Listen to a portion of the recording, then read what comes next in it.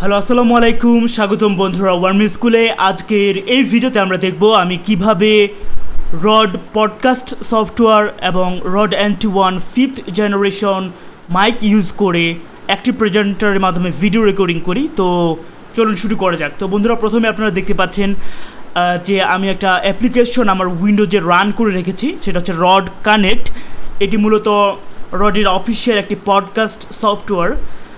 তো এটার জন্য আপনাকে প্রথমত চলে যেতে হবে গুগলে। আপনার যারা রড NT1 বা A1 মাইক ইউজ করতে চান পডকাস্টের জন্য, তো দেন এখানে গুগলে গিয়ে সার্চ করবেন rod NT1 5th generation record podcast software. তো এরপরে এরকম একটা ইন্টারফেস চলে আসবে। দেন এখান থেকে আমরা যদি ফার্স্ট ওয়েবসাইটটাতে ভিজিট করি, তো এখান থেকে আমরা কিন্তু রডের যে পডকাস্ট সফটওয়্যারটা রয়েছে উইন্ডোজের জন্য, আমরা সেটাকে ডাউনলোড করতে পারবো। তো দেখতে পাচ্ছেন আমার ওয়েবসাইটে কিন্তু ব্রাউজ হচ্ছে। ততক্ষণে আমরা রডের যারা রিপোর্টার ফোনে ইউজ করেন তাদের জন্য কিন্তু হবে এই অ্যাপ্লিকেশনটা। তারা যদি আইফোন থাকে তো iOS ভার্সন, এবং যদি আপনারা অ্যান্ড্রয়েডে সেটাকে রান করেন তাহলে অ্যান্ড্রয়েড ভার্সন ডাউনলোড করে নেবেন।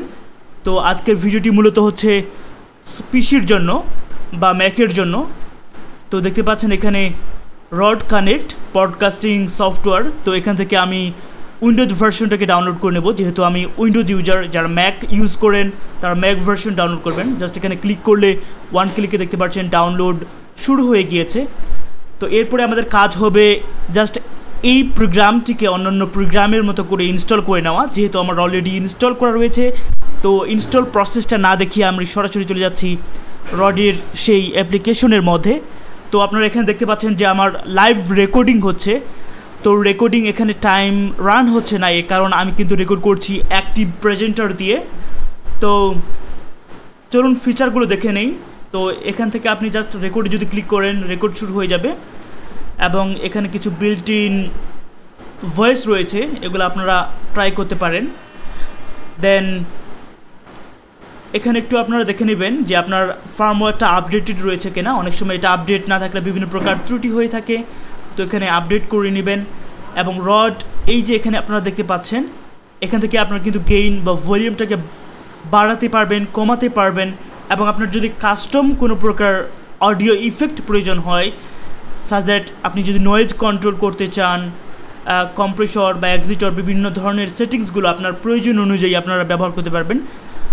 আমি যেহেতু নর্মাল ভিডিও বানাই, তো এর ধরনের এডিটিংগুলো বা অ্যাডভান্স সেটিংগুলো আমার প্রয়োজন হয় না, কিন্তু যারা মিউজিক রেকর্ড করে থাকে তাদের জন্য প্রয়োজন হয়ে থাকে। তো এই হচ্ছে রড পডকাস্টিং সফটওয়্যার, যেটা দিয়ে খুব সহজে ভালো মানের রেকর্ডিং করা যায়।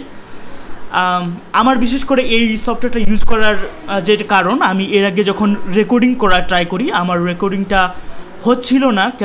কেননা আমার হয়তোবা মাইক্রোফোনের মধ্যে এরর ছিল। তাছাড়া আমার ফোনের মধ্যেও আমি 1 বছরের মধ্যে ত্রুটি পাই আমার রড NT1 মাইক্রোফোনের মধ্যে। তো কোনো প্রকার সার্ভিস না করে, যেহেতু আমি কাজ চালিয়ে নিচ্ছি, আমি যেহেতু পিসিতে রেকর্ড করি। তো এই ছিল আজকের এই ভিডিওটি। তো এটা হচ্ছে রড পডকাস্টিং সফটওয়্যার। তো বিভিন্ন ধরনের টিপস এবং ট্রিক্স রিলেটেড ভিডিওগুলো আপনারা ইনশাআল্লাহ ওয়ার্মি স্কুলে পেয়ে যাবেন। তো দেখা হচ্ছে পরবর্তী কোনো ভিডিওতে। ততক্ষণ পর্যন্ত ভালো থাকুন সবাই। আল্লাহ হাফেজ।